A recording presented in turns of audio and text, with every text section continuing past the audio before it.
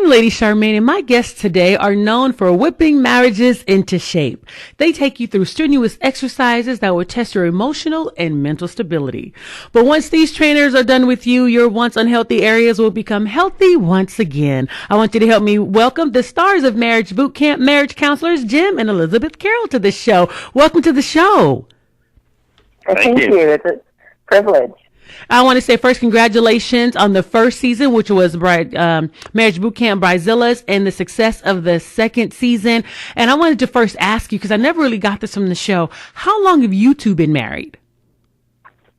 We've been married about 5 years now. Sorry, I stepped on top of you, Elizabeth. I'll let her take that question. Go ahead. Okay. No, it's the same. 5 years. It's been wonderful. So now, a lot of the things that you talk to the couples about, have you been tested in those areas? And so you're able to speak from experience. I want to know, where did some of your experience come from? Is it just textbook or experience as well? Well, I can tell you from first-hand experience, both Jim and I have gone through the misery and destruction of divorce. And it took us a long time to get to the place where we really are able to have a healthy marriage. So I can say we have been tested, we have been tried, and a lot of our terrible experiences are used for the benefit of those who are going through them themselves.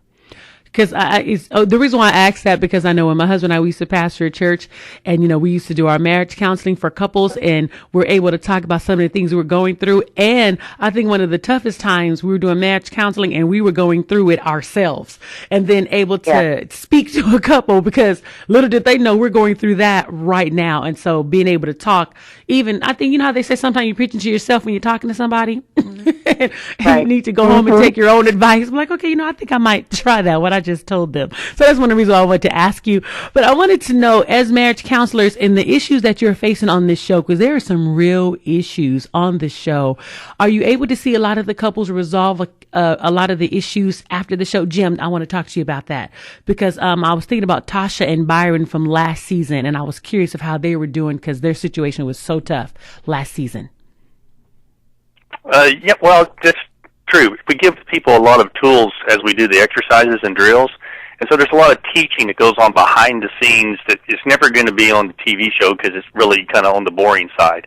And so they pick up all these extra tools, so even though they're in this reality house and they're just, giving it all for a couple of weeks, they're not able to use the tools until they actually step outside. So what we found is a lot of these marriages, especially from season one, they're really extremely happily married now versus what they were before they walked in the doors. Oh, that's good to know. And Elizabeth, for you, who has been like one of the hardest couples for you to work with since starting this show? Elizabeth? Jim? She must have fallen off the line there. So I would say for me, the hardest person to work with was Gloria in the episode 2. Because she had some of the issues that would go toward, how can I say this? She's very schooled biblically, and she would use that as a defense mechanism. So it was hard to get underneath her skin, just really start working on the issues, because she was able to pull out and throw Bible scriptures around and say her husband needed to be the spiritual leader and a man of God, and instead of really focusing on herself. And so we had a real hard time working with her. I could see that too watching the show, because she looked like a woman that has a lot of deep pain and a lot of wall set up that she needed. Well, I'm sure it's probably going to be broken down later on in the show, in the season, but needs to be broken down. But I just see a woman that's in so much hurt, so much pain. And you're right. I haven't seen a lot of Bible scriptures, but the last episode when she was saying, you're supposed to be a man of God. You're supposed to be a man of God. And I'm like, okay, he looked like he's pretty angry right now. I don't think he's really trying to be at this particular moment. Yeah. It could, when somebody's triggered and throwing punches at the cast of crew, it's probably not a good time to go up and start yelling, you need to be a man of God, Adam. Right. And so that's what I got from that as well. Elizabeth, I was reading your bio, and it says that you're a proficient in art therapy and also object relations therapy. Elizabeth, you're back. Okay. Can you explain that to the audience? What is art therapy and object relation therapy? And I think it says Gestalt. I think that's right. Gestalt, yeah. There you go. Okay, so art therapy is where we use art. We actually use the creative material, physical sculpture and paint and those kinds of things to get what's on the inside of the pain outside in some material way so that we can then use that for analysis. And it's very effective with children. In fact, we use a lot of sandbox play with children because they can't articulate what their hearts are feeling. And then with object relations theory, it's sort of academic, but an object is how you, internally we have a bunch of objects, and probably the one that's most able to understand is the critical voice. Every one of us has an inner critic, okay? But we have a bunch of other objects too. And hopefully you have an inner nurturer alongside the inner critic, and that's what object relations is about. And then the third one, Gestalt. Gestalt is where you put someone in a position where they talk to somebody in their life that they need to talk about. We use a lot of that on the show, where Jim will role play a father or an abuser or a priest or someone in their life that they need to have words with. So that's what that is, because I think that is so effective, and especially when, what's Tasha's husband? Jeff. Yeah, Jeff. And when Jeff, I'm not sure who he was talking to, but when you took him through, I guess there was a little girl that was locked in a closet and was hungry, and then you was able to get him to relate to himself and what he was missing in his life. That's why he was able to relate. So is that part of Gestalt? Yeah. Absolutely. That's a perfect example of the use of Gestalt in getting someone to open up about what's going on for them. And I thought it was really fascinating because when he was talking about the little girl, he was undone. I mean, he was so open, and his heart was just bleeding. But the minute that we shifted it and said, okay, how does this relate to you? That protective wall came right back up, and you can see it if you pay attention to the moment on film. Yeah, I think that's a really good thing, because sometimes you do need to be able to get things out, and if you can relate to it or talk to somebody. And Jim, I want to go back to you. You got your start with Dr. Phil McGraw. Yeah, well, the reason I got into this in the first place is because I went to his seminar back in '86 when he was thin, had more hair, and he was a nobody.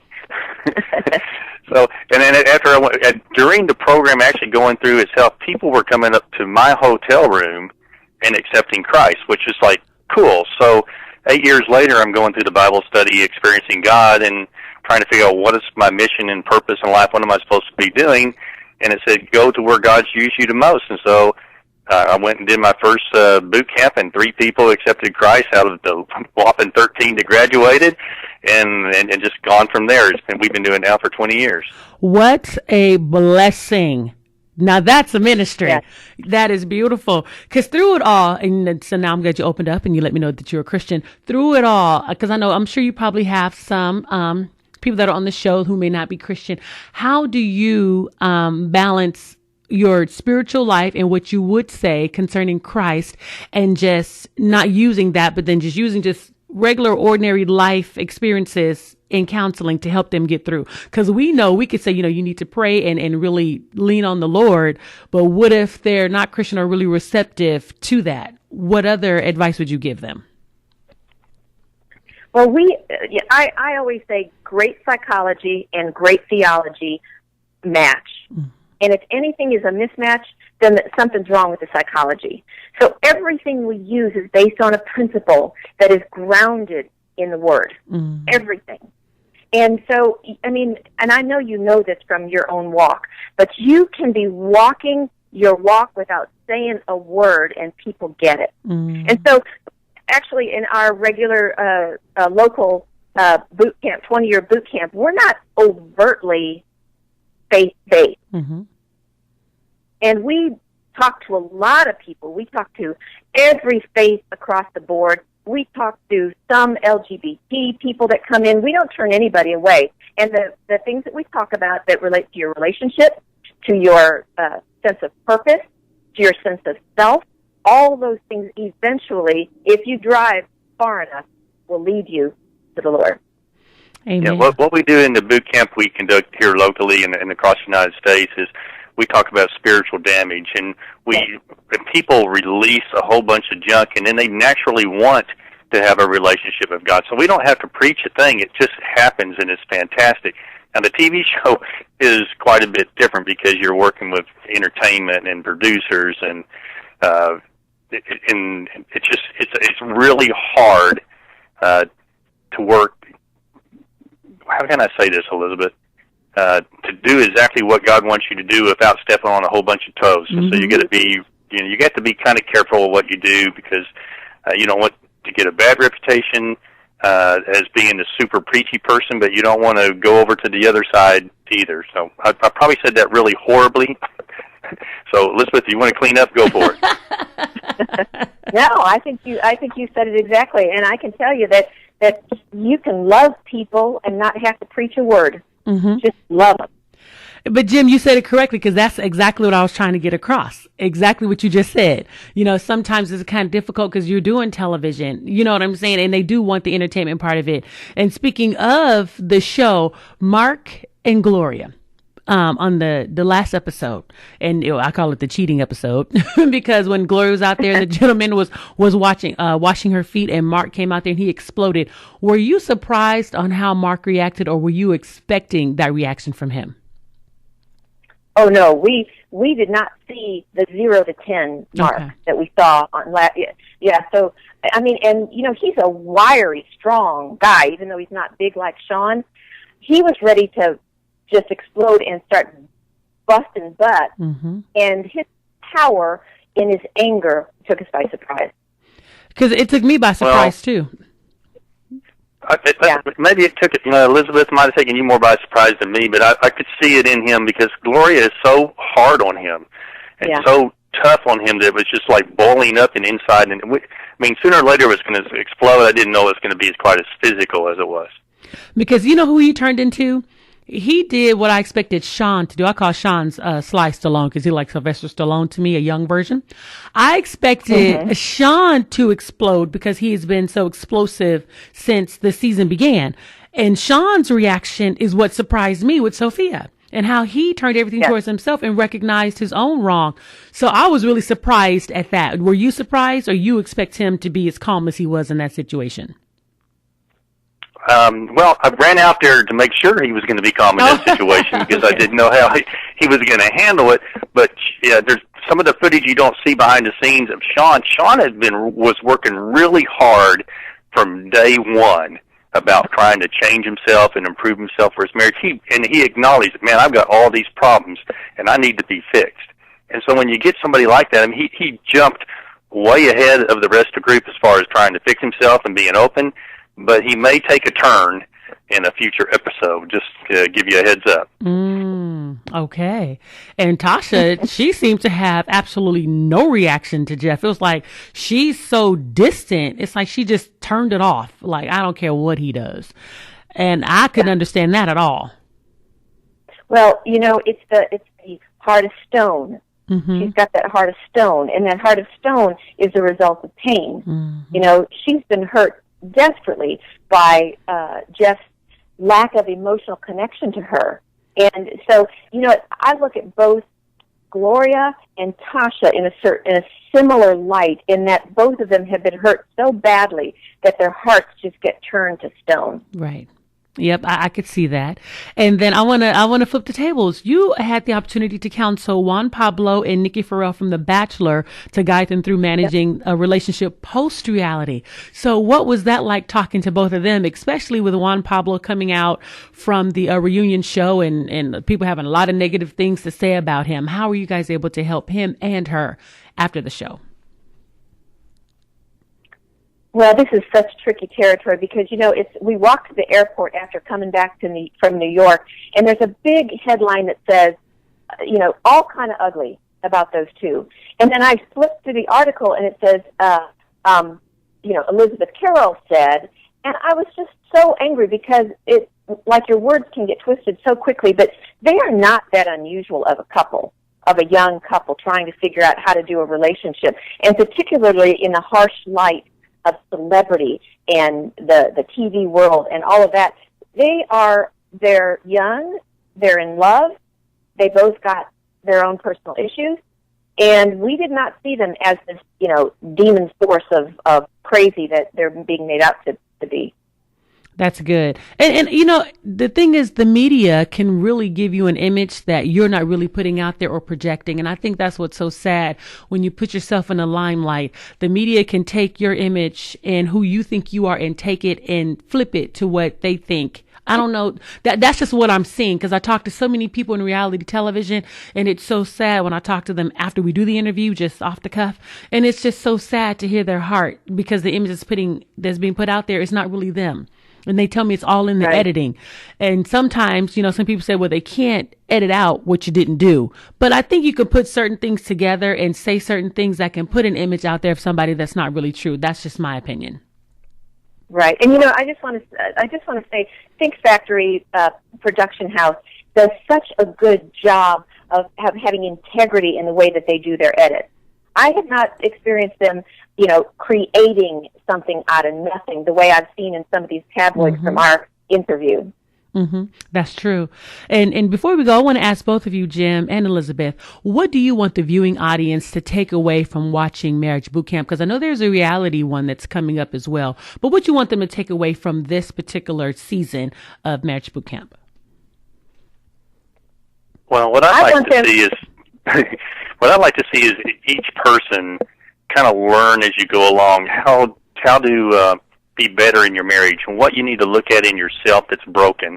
Because truly, if you can change something about yourself and improve, it's going to have an impact on your marriage. And so we're hoping as they see all these highly dysfunctional bridezillas come in here that they can learn something about themselves and make a better marriage and better parents for their kids.